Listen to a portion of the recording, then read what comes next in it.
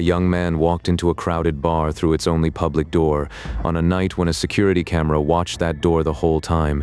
He was never recorded leaving, and in 20 years since, he has not been seen again. The police searched the whole building, the crawl spaces, the roof, the dumpsters behind it. They opened the city sewers and walked them. They found nothing. Not a thread, not a footprint, not a single frame of him stepping back out into the world. This is one of the most baffling disappearances in modern American history, and to understand why it still has no answer, you have to start with the man who vanished. Brian Shaffer was 27 years old, a medical student at Ohio State University in Columbus. Friends described him as warm and quick to laugh, the easy center of any room he walked into. He was the kind of person people expected to find, not to lose. He was in love. He and a fellow medical student named Alexis were only days from flying to Miami for spring break. Nearly everyone close to them believed that on that trip, Brian was going to propose. He had quieter dreams, too. He loved Pearl Jam and carried a tattoo from one of their songs on his arm.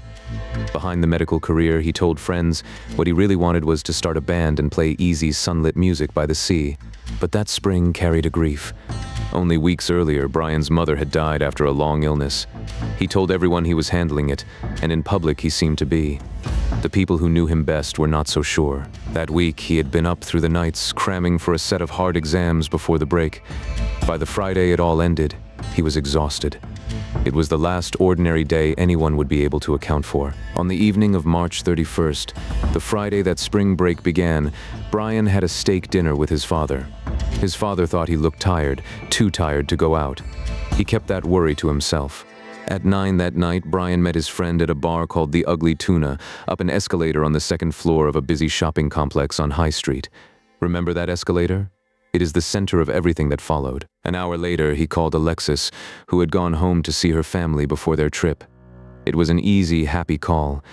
Then Brian and his friends set out into the night. They went bar hopping across the city, working their way down toward the entertainment district. At each stop, the two had a single shot of hard liquor and moved on.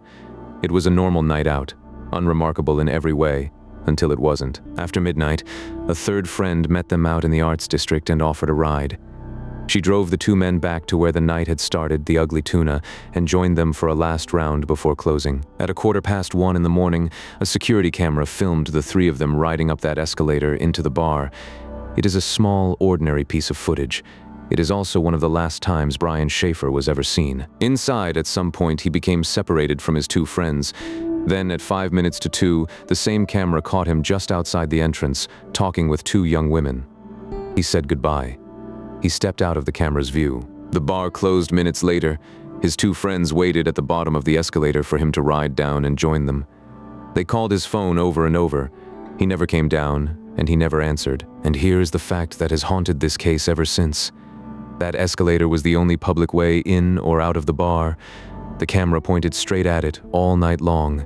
It never once recorded Brian coming down. His friends finally assumed he had slipped away home without telling them, the way tired, half-drunk friends sometimes do. He had not.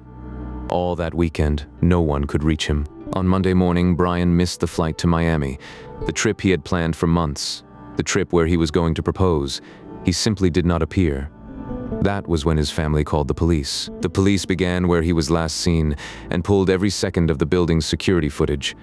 They were looking for the moment Brian Shaffer left. What they found instead was an absence. Brian rode up.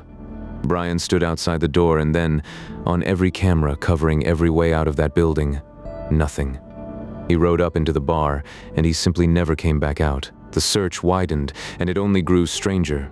Officers pulled the cameras from 3 other bars nearby, hoping to catch him passing by on the street.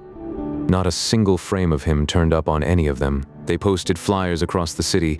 On them was his face, a note about a distinctive fleck in one of his eyes, and the small tattoo on his arm, a stick figure from the cover of a Pearl Jam song. Officers combed the streets with dogs, opened dumpsters, and searched the waste bins. They persuaded the city to open the storm sewers and searched down in the dark beneath the streets. 6 blocks away, at Brian's apartment, his car sat parked exactly where he had left it.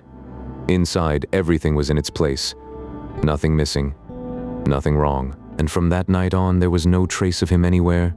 No bank card was ever used again. No account was ever touched. No credit card. No new phone. No paper trail of any kind.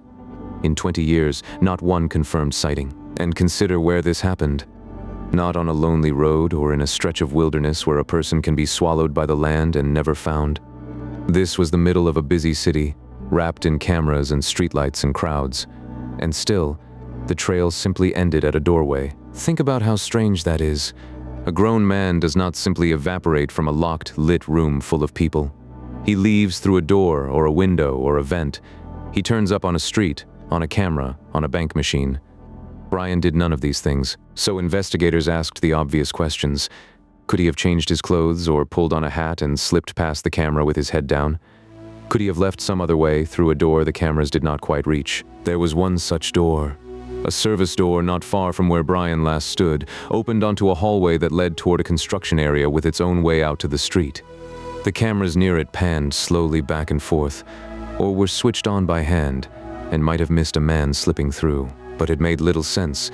That route was awkward to find and hard to cross even sober, and Brian had been drinking for hours. No evidence ever placed him there. And on one crucial point, the investigators became certain. Years later, one of the original detectives studied that footage frame by frame, exactly to rule out the idea that Brian had left in disguise. Afterward, he said he could state with total certainty that Brian never rode back down that escalator. Then came the strange, small things that led nowhere. For months, Alexis called his phone every single night before bed. It always went straight to voicemail, until one night that September when it rang. His provider said it was probably a glitch in their system, but records showed a faint signal from his phone that Autumn picked up by a cell tower in a suburb 14 miles northwest of the city. It was never explained. Tips came from everywhere, and each one led nowhere.